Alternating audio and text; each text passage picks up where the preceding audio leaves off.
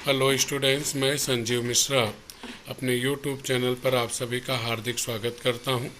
आशा करता हूं आप सब स्वस्थ मस्त और अपनी पढ़ाई में पूरी तरह व्यस्त होंगे। पाठ 3, मान न मान मैं तेरा मेहमान। लेखक संजीव निगम जी। कुछ वीडियो देखते हैं। रो रहे हैं, देख तुमने कर दिया इतना दुखी, ना जाने तुम कब जाओगे।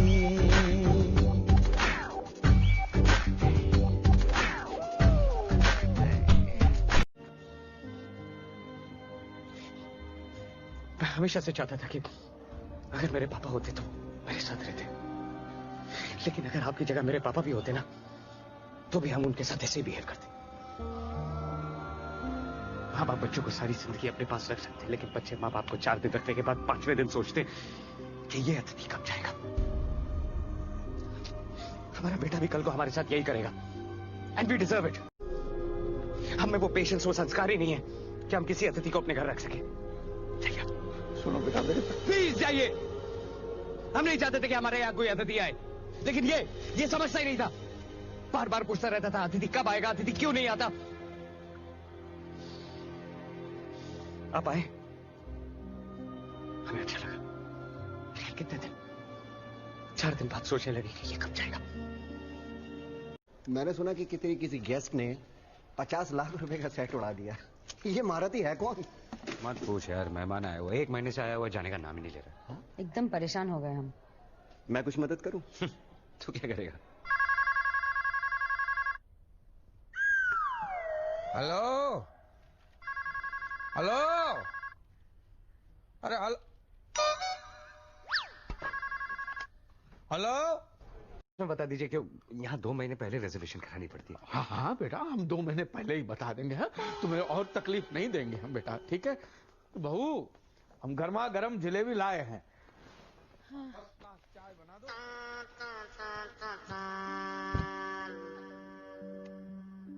जा चुका है चैन सारा, जा चुकी है। प्रिय विद्यार्थियों, आज हम सब कक्षा 8वीं में दूसरी इकाई में पाठ 3, मान न मान मैं तेरा मेहमान, यह पाठ पढ़ेंगे। इस पाठ के लेखक हैं संजीव निगम जी। मान न मान मैं तेरा मेहमान, यह एक कहावत, एक मुहावरा है। मतलब बिना जान पहचान के, बिना परिचय के किसी का भी मेहमान बन जाना, यह कहलाता है मान न मान मैं तेरा मेहमान। हमारी भारतीय संस्कृति में, भारतीय परंपरा में कहा जाता है अतिथि देवो भव। अतिथि अर्थात मेहमान, देवो भव अर्थात भगवान का स्वरूप होता है। कहने का तात्पर्य है कि हमारे घर में जो मेहमान के रूप में आता है, आगंतुक, हमारा मेहमान, वह हमारे घर में जो कुछ उपलब्ध है, जो कुछ भी सबसे अच्छी चीजें हैं, हम उनको परोस दें, उनको खिला दें। हमारे पास में रूखा सूखा है तो उसमें भी जो सबसे उत्तम है, हम अपने मेहमान को वह खिलाते हैं।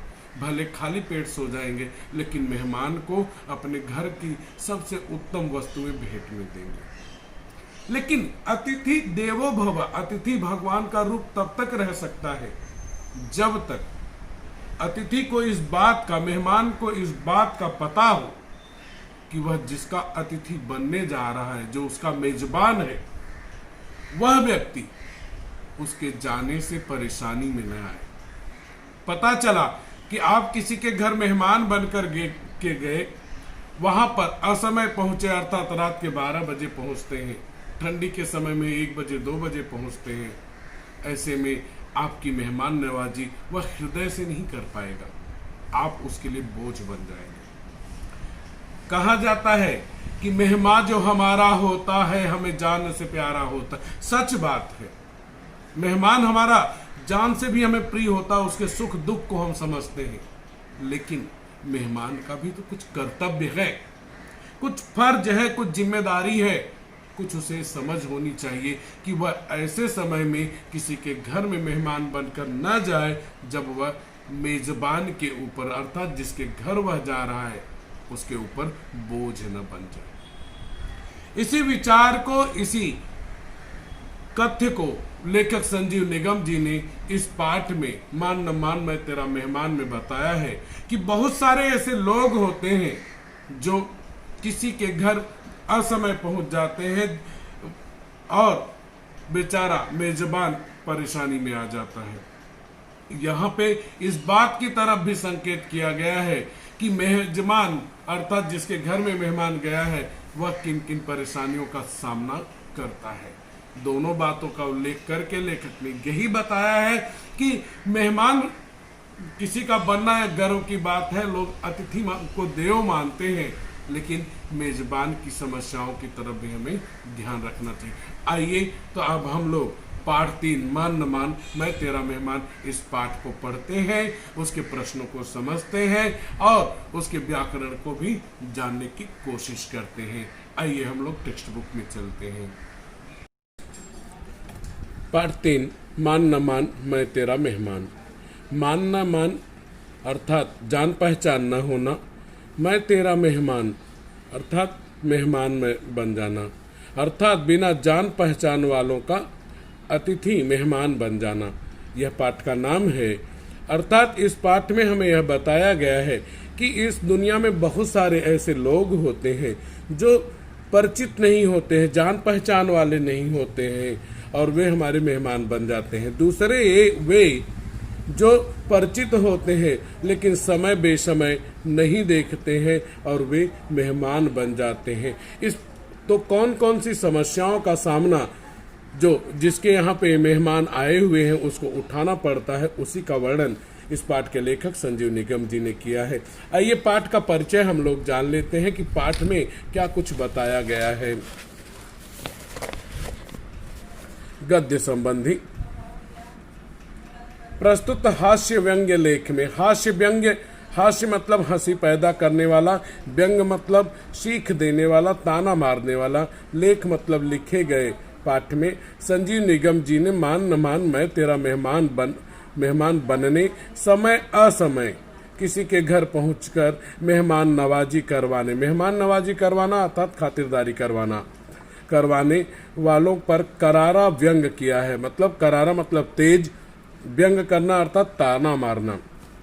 अनचाहे यानी मन से जो न चाहा गया हो। मेहमान के असमय घर पहुंचने पर घर वालों की स्थिति तथा मेहमान की चतुराई का अब आपने मनोरंजक वर्णन किया है। मनोरंजक अर्थात मन को अच्छा लगने वाला। आइए इस पाठ की हम लोग शुरुआत करते हैं। तो साथ में ही हम लोग पाठ में जो व्याकरण आए होंगे उनको भी हम देखते चलेंगे। पहली चीज कि इसमें स्वमत जो बनना है वह यही है कि अतिथि देवो भव अर्थात मेहमान ईश्वर का रूप होता है। तो वहां पर उस बात को भी हम लोग यहाँ पे चर्चा में लेंगे। दूसरा है कि मेहमान के आने पर मेजबान को होने वाली परेशानियों का वर्णन कीजिए। यह स्वमत दूसरा स्वमत है। तीसरा स्वमत इस पाठ में जो बनेगा वह यह है कि किसी का मेहमान बनने से पहले हमें हमारे जाने से होने वाली परेशानियों को ध्यान में रखना चाहिए। तो आइए शुरुआत करते हैं। इतिहास गवाह है, गवाह मतलब साक्षी प्रमाण है कि सिकंदर महान से लेकर मुझ तक हर महान आदमी के शौक भी महान रहे। शौक अर्थात रुचि। अब यहाँ पर महान ये सब जो हैं आपके विशेषण है। साथ में ही यहाँ पर प्रश्न बनता है कि परिच्छेद में आए हुए एक महान योद्धा का नाम, महान शासक का नाम वह है सिकंदर। हम अब महान लोगों को दूध की बोतल पीने के दिनों से ही कुछ ऐसी आदत पड़ जाती है कि कोई भी काम सामान्य ढंग से कर ही नहीं सकते। आखिर पूरी दुनिया की निगाहें मतलब नजरें जो हम पर लगी होती हैं। कोई शौक भी पालते हैं तो ऐसा कि लोग कहे शौक हो तो ऐसा वरना ना हो।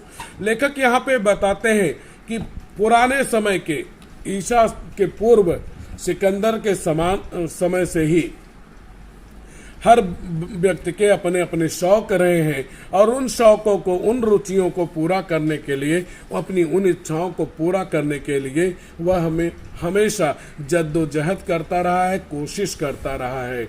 इंसान जब पैदा होता है अर्थात दूध की बोतल पीता रहता है, तभी से उसके अंदर रुचियां जाग जाती हैं, इच्छाएं जाग जाती हैं, शौक जाग जाते हैं और उसी समय से व्यक्ति अपने काम को अनूठे ढंग से करने की कोशिश करने लगता है। लेखक कहते हैं कि ऐसे लोग जो अपने शौक को किसी भी रूप में पूरा करना चाहते हैं, उन्हें देखकर ऐसा लगता है कि जैसे वे अपने शौक को अगर पूरा नहीं करेंगे तो लोग उन्हें कहेंगे कि अरे यह तो कर ही नहीं पाया। इस तरह से उनको लगता है कि पूरी दुनिया उन्हीं पे निर्भर करती है, डिपेंड करती है और वो ये भी चाहते हैं कि हमारे शौक ऐसे होने चाहिए कि लोग यह कहने पे मजबूर हो जाएं कि अगर शौक रखना है तो इस तरह से रखो अथवा शौक मत रखो। अब महान सिकंदर जैसों को तो खाम खा मतलब बिना मतलब के लड़ाई झगड़ों से ही फुर्सत नहीं थी। फुर्सत न होना, मौका न होना। यहाँ छोटा सा प्रश्न बन गया आपका, दो प्रश्न बने कि परिच्छेद में आए हुए शब्द युग्म वह हुआ लड़ाई झगड़ों। आपको मैंने शब्द संपदा पढ़ाया था तो उसमें मैंने बताया था शब्द युग्म क्या है, जो जोड़ियों में होते हैं। तो लड़ाई झगड़ों या जोड़ियों में है तो ये शब्द युग्म कहलाएंगे। तो यहाँ दूसरा प्रश्न बना कि महान सिकंदर को इससे फुर्सत नहीं थी, तो उत्तर में क्या लिखेंगे, लड़ाई झगड़ों से। और इतना लिखते ही हमें मिलेंगे कितने मार्क, 1 मार्क मिलेंगे। दूसरा प्रश्न यहाँ पे बना कि महान सिकंदर अपने शौकों को भली भांति पाल पोस नहीं सके, कारण उत्तर होगा कि उन्हें लड़ाई झगड़ों से फुर्सत नहीं थी। दो अलग अलग प्रश्नों के उत्तर यहाँ पर बनेंगे। उसके उल्टे मुझ बंदे मतलब व्यक्ति के पास अपने शौक को हरा हरा चारा खिलाकर पालने का टाइम ही टाइम है। टाइम ही टाइम परिच्छेद में आया हुआ अंग्रेजी का शब्द टाइम ही टाइम होना। हरा हरा चारा खिलाकर पालने का टाइम मतलब कि उसको जिंदा रखने का टाइम, अपने शौक को बनाए रखने का टाइम। टाइम ही टाइम है और इसलिए हमने अपने शौक को जी भर कर आनंद लिया। लेखक कहते हैं कि सिकंदर जैसे लोग भले ही महान बन गए, लेकिन उसके पास अपना शौक पूरा करने की फुर्सत नहीं थी। कारण यह है कि वह लड़ाई झगड़ों में ही व्यस्त रहता था, इस कारण वह कोई भी अपना शौक पूरा नहीं कर सका। आगे लेखक कहते हैं कि उनके जैसे जो लोग हैं उनके पास एक से बढ़कर एक शौक है, उन्हें लड़ाई झगड़ों से कुछ लेना देना नहीं है। इस कारण से वे अपने शौकों को हमेशा जिंदा रखते हैं और जब भी उन्हें समय मिलता है वे अपने शौक का जी भर कर आनंद लेते हैं। अपना शौक है मेहमान बनने का, अर्थात किसी के घर जाकर के अपनी मेहमान नवाजी कराने का। मेहमान नवाजी कराना यानी खातिरदारी कराना। तो यहाँ छोटा सा प्रश्न बना कि लेखक के शौक, तो वह उत्तर हुआ मेहमान बनने का। बस इतना ही उत्तर में आपने लिखा, आपको मार्क तुरंत मिलेंगे। जी हाँ, हमारी हिंदुस्तानी सभ्यता की एक बड़ी प्यारी अदा है। अदा मतलब तरीका, मेहमान नवाजी, और मेहमान नवाजी का अर्थ है मेहमानों का स्वागत करना। तो हिंदुस्तानी सभ्यता की सबसे प्यारी अदा क्या है, उत्तर में आएगा मेहमान नवाजी। केवल इतना लेना है। सभ्यता मतलब संस्कार। हमारे यहाँ लोग मेहमान को अलौकिक भगवान का लौकिक रूप समझते हैं। अलौकिक अर्थात ईश्वर का, जो इस लोक में नहीं है, किसी और लोक में है, उसे हम अलौकिक कहते हैं। उसका अर्थ होता है दिव्य, ईश्वरीय। लौकिक अर्थात जो हमें दिखाई पड़ती हैं, उन्हें लौकिक कहते हैं। अब यहाँ पर मैं आप लोगों को बताऊं कि यहाँ पे उपसर्ग प्रत्यय क्या है। अब जैसे लिखा है अलौकिक, अब अलौकिक में देखेंगे तो इसमें एक मूल शब्द होगा। अगर उपसर्ग होगा तो उस मूल शब्द के पहले होगा, अगर प्रत्यय होगा तो मूल शब्द के बाद होगा। मूल शब्द था लोक, उसमें उपसर्ग जोड़ा अ और प्रत्यय जोड़ा इक। जब आप इसे पढ़ते हैं अलौकिक, तो यहाँ पे तीन भाग होते हैं। एक अ होता है, एक लोक होता है, एक इक होता है। अलौकिक, तो अ, लोक और इक, ये तीनों जुड़ करके जो है वो क्या बने? अलौकिक। अ क्या हुआ? अ उपसर्ग हो गया। और इक क्या हुआ? इक प्रत्यय हो गया। क्लियर है? इस तरह से सबको क्लियर होना चाहिए। इसी तरह से अगर केवल लौकिक होता तब उसमें उपसर्ग होता क्या? अगर केवल लौकिक होता नहीं। क्यों? क्योंकि अ नहीं लगा था, तो यहाँ उपसर्ग नहीं होगा, तो वहां प्रत्यय है क्या? जी हाँ, यहाँ पे लोक मूल शब्द है, एक प्रत्यय है। तो इसी तरह से अलौकिक में अ उपसर्ग है और एक प्रत्यय है, और लौकिक में एक केवल प्रत्यय है, उसमें उपसर्ग नहीं है। अलौकिक भगवान का लौकिक रूप समझते हैं। लेखक आगे कहते हैं कि हमारे भारत देश में, भारतीय परंपराओं में, भारतीय सभ्यताओं में मेहमान नवाजी का एक बड़ा प्यारा तरीका है। अर्थात जो मेहमान आया है वह हमें जान से प्यारा है। मेहमान जो हमारा होता है हमें जान से प्यारा होता है। उसकी खातिरदारी करना, उसकी सुख सुविधा का ध्यान रखना, यह हमारी जिम्मेदारी होती है। तो लेखक कहते हैं कि उनके जैसे जो लोग हैं, जिनको मेहमान बनने का शौक रहता है, ऐसे लोग इस मेहमान नवाजी का भरपूर फायदा उठाते हैं। कारण यह है कि भारत देश में लोग मेहमान को उस भगवान का रूप समझते हैं, लौकिक रूप समझते हैं। लौकिक मतलब दिखाई देने वाला रूप समझते हैं, जो भगवान कभी दिखाई नहीं देता है। अर्थात अतिथि देवो भव। भारतीयों का मानना है कि यह जो व्यक्ति आया हुआ है मेहमान बनकर, यह भगवान का रूप है, उस भगवान का रूप है जो दिखाई नहीं देते। मेहमान का समानार्थी होता है अतिथि। इसलिए खुद चाहे महंगाई के इस दौर में बिना शक्कर की चाय पिए, पर मेहमान को मधुमेह का मरीज बनने की सीमा तक मीठा खिलाते हैं। मधुमेह एक बीमारी है जिससे आप सब परिचित हैं, जिसे शुगर की बीमारी कहा जाता है, डायबिटीज भी कहते हैं। लेखक यहाँ पे अभी बात कहते हैं, व्यंग करते हैं कि हमारे देश में महंगाई का दौर चल रहा है, चारों तरफ महंगाई, हर वस्तु महंगी बिक रही है।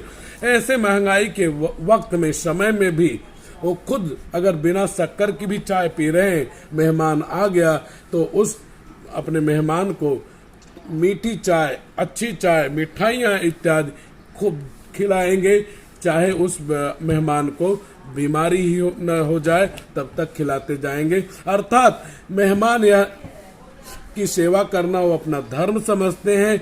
यह नहीं देखते हैं कि यह सामान, यह वस्तु कितनी महंगी मिलेगी। वो किसी भी तरह से, किसी भी रूप में अपने मेहमान को संतुष्ट करना चाहते हैं। देखा जाए तो हमारे देश में बड़ी फ्री स्टाइल टाइप की मेहमानदारी होती। फ्री स्टाइल अर्थात मुक्त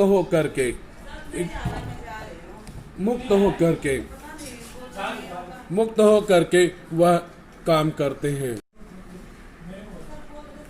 प्रिय विद्यार्थियों, अब यहाँ पर भारतीय मेहमान नवाजी का तरीका बताया गया कि भारत में मुक्त होकर के मेहमानों का स्वागत किया जाता है। अर्थात जो कुछ हमारा है वह मेहमान के लिए होना चाहिए, कोई बंधन नहीं, कोई रोक टोक नहीं। यहाँ पे मैंने कहा था शब्द युग में देखेंगे, यहाँ पे आप देखेंगे तो जोड़ियों में आपको दिखा, यह आपका रोक टोक शब्द युग में हो गया। आप रात 12 बजे भी जाकर अपने मेजबान का दरवाजा पुलिसिया बेशर्मी से ठोक सकते हैं। बेचारा शराफत का मारा, शराफत अर्थात भलमनसाहत, अच्छाई से भरा हुआ। मेजबान अर्थात जो मेहमानों का स्वागत करता है, जिसके यहाँ मेहमान जाते हैं। मेजबान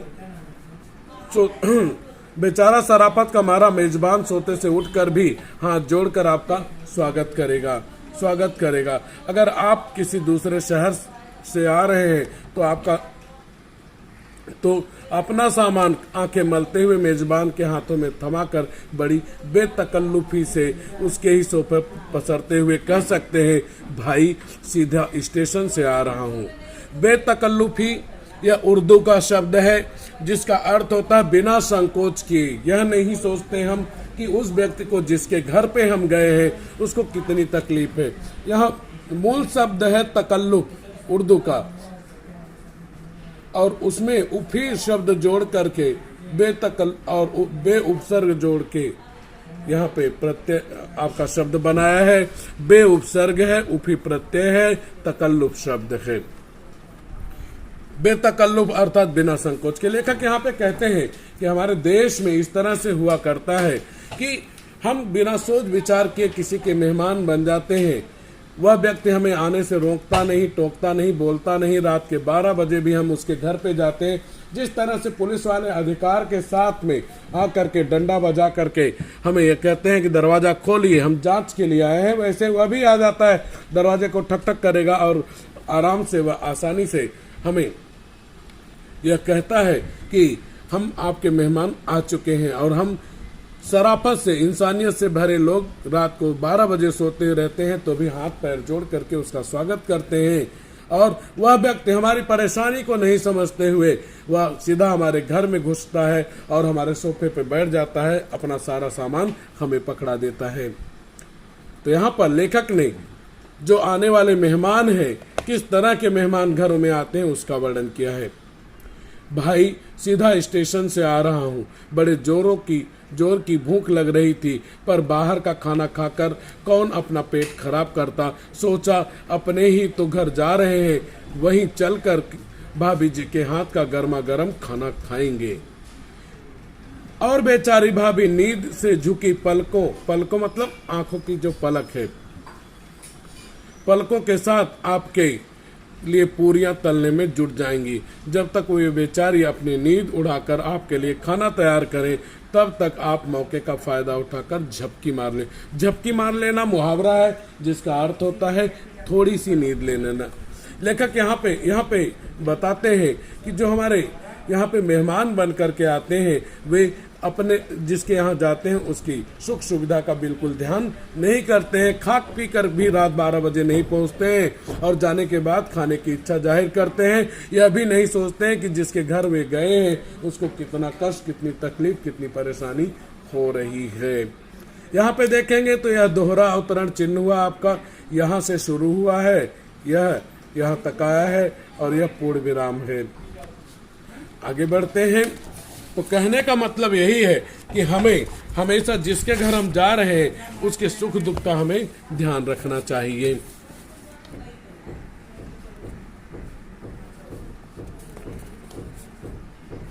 वैसे विदेश की तुलना में भारतीय मेहमानदारी ज्यादा अस्थायी प्रकार के होता है। अस्थायी मतलब टिकाऊ होती है, ज्यादा दिन टिकी रहती है। बहुत ज्यादा दिनों तक लोग हमारा मान सम्मान और आदर करते हैं। जैसी आपकी श्रद्धा और सहूलियत हो उसके मुताबिक आप कुछ घंटों से लेकर कुछ महीनों तक मेहमान हो सकते हैं। श्रद्धा अर्थात विश्वास, सहूलियत अर्थात सुविधाएं। लेखक यहाँ पे कहते हैं कि अगर आप किसी का मेहमान बन रहे हैं तो किन चीज़ों का हमें ध्यान रखना चाहिए। जिसके यहाँ पे आप जा रहे हैं उसके मन में आपके प्रति कितना आदर सम्मान है, साथ ही साथ कितनी सुविधाएं वह आपको दे सकता है। अगर आपको ज़्यादा आदर दिया जा रहा है, ज़्यादा सम्मान मिल रहा है, ज़्यादा सुविधाएं मिल रही हैं, आप महीनों तक रुक सकते हैं। अगर आपको ज़्यादा आदर और सम्मान नहीं है, ज़्यादा सुविधाएं नहीं है, तो कुछ घंटों के लिए आप केवल मेहमान बन सकते हैं। अकेले खुद से लेकर पूरे परिवार समेत मेजबान के ड्राइंग रूम में कबड्डी खेल सकते हैं। ड्राइंग रूम में कबड्डी खेलना एक नए तरह का मुहावरा है, अर्थात किसी के घर में जाकर के उठक बैठक करना अर्थात धमा चौकड़ी करना। प्रत्येक वर्ष जब मई, जून और अक्टूबर, नवंबर में विद्यालयों की छुट्टियां होती हैं तो ऐसे सुखद दृश्य घर घर में देखे जा सकते हैं। अब यहाँ पे सुखद शब्द आया।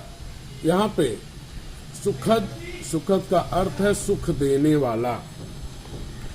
विद्यार्थियों, जब आपकी गर्मी की छुट्टियां होती, दिवाली की छुट्टियां होती हैं तो ऐसे समय में भी आप लोग भी अपने नाना के यहाँ, मामा के यहाँ और अपने चाचा लोगों के यहाँ, जान पहचान वालों के यहाँ जाते हैं। जाते समय कई बार आप यह भी विचार नहीं करते हैं कि उनके यहाँ जा रहे हैं तो उनको कितना कष्ट, कितनी तकलीफ होगी, कितनी परेशानी होगी। लेखक कहते हैं कि ऐसे लोग होते हैं जब बच्चों की छुट्टियां होती है तो वे तुरंत बोरिया बिस्तरा बांधकर दूसरों के घर मेहमान बन जाते हैं। कई बार तो ऐसा भी होता है कि आप किसी के घर पहुंचे तो देखा कि वे आपके देखते ही अचकचा कर कहेंगे, अचकचा कर अर्थात आश्चर्य में पड़ गए, अरे आप लोग इस वक्त यहाँ कैसे? जब आप बिना बताए किसी के यहाँ अचानक गए और ऐसे समय में गए हैं कि आपके आने की कोई उम्मीद उस व्यक्ति को नहीं थी, तब ऐसे में वह व्यक्ति जिसके यहाँ आप गए हैं मेहमान बनकर, वह आश्चर्य से पूछेगा कि आप लोग आ गए हैं और इस समय आए हैं, किस लिए आए हैं, कैसे आगमन हुआ। तो यहाँ पर लेखक बताते हैं कि अचानक किसी के यहाँ मेहमान बनकर जाने पर व्यक्ति मेजबान क्या कहता है। यहाँ पे अगर हम विराम चिन्हों की बात करें तो यह आपका अल्प विराम हुआ, यह आपका दोहरा अवतरण चिन्ह हुआ और यह आपका प्रश्नवाचक चिन्ह हुआ, यह आपका प्रश्नवाचक। आप बड़ी गर्मजोशी से, गर्मजोशी अर्थात जोश के साथ उनके ठंडे पड़ते हाथ को थाम कर कहेंगे। हाथ ठंडा क्यों पड़ रहा है? क्योंकि उनको उम्मीद ही नहीं थी कि आप वहां पे आने वाले हैं, इस कारण उनका हाथ ठंडा पड़ रहा है। हाथ ठंडा पड़ना मुहावरा है, अर्थात कि हाथ ठंडा पड़ जाना अर्थात घबरा जाना। थाम कर कहेंगे, भाई मुन्नी को आपकी बड़ी याद आ रही थी, कहने लगी अब की छुट्टियां चच्चा के यहाँ बिताएंगे, तो बस आना ही पड़ गया। आप लोग ही कहीं बाहर जा रहे थे क्या? सभ्यता के मारे, हमारी सभ्यता के मारे आपके मेजबान अपनी और बच्चों की लाल लाल आंखों से बसते हुए, लाल लाल आंखें अर्थात क्रोधित आंखें, क्रोध में देखना, बसते हुए होठों पर हंसी का हल्का सा चतुर्भुज बनाते हुए कहेंगे, नहीं नहीं, बाहर नहीं जा रहे थे। और इसके बाद वे अपने दिल का दर्द अपने दिल में समेटे हुए अपने सामान के साथ साथ आपका सामान खोलने में मदद करेंगे। शब्द युग में देखेंगे, साथ साथ हो गया आपका, लाल लाल हो गया, यह आपका शब्द युग्म हो गया अर्थात जोड़ियों में है। लेखक यहाँ पे बताते हैं कि कई लोग बिना विचार किए किसी और के यहाँ मेहमान बनकर चले जाते हैं। ऐसे समय में परेशानी यह होती है, वह व्यक्ति भी कहीं और जाता रहता है। जैसे ही आप पहुंचते हैं तो वह बेचारा मजबूर होता है आपका स्वागत करने के लिए और आपका सामान घर के अंदर रखेगा, आपका भी सामान वह सब निकाल के रखेगा, अपना भी सामान यथोचित जगह रखेगा। ऐसे में उसके परिवार के बच्चे और उसकी पत्नी क्रोधित हो जाते हैं कि यह मेहमान आया है और मेरे पिताजी उसका स्वागत क्यों कर रहे हैं, नहीं करना चाहिए, हम घूमने जा रहे थे, हमें जाना चाहिए। ऐसे में जो मेजबान है, घर का स्वामी है, वह बेचारा अपने बच्चों की क्रोध भरी आंखों से बसता हुआ झूठी मुस्कान चेहरे पर ला करके वह अपने मेजबान का स्वागत करता है।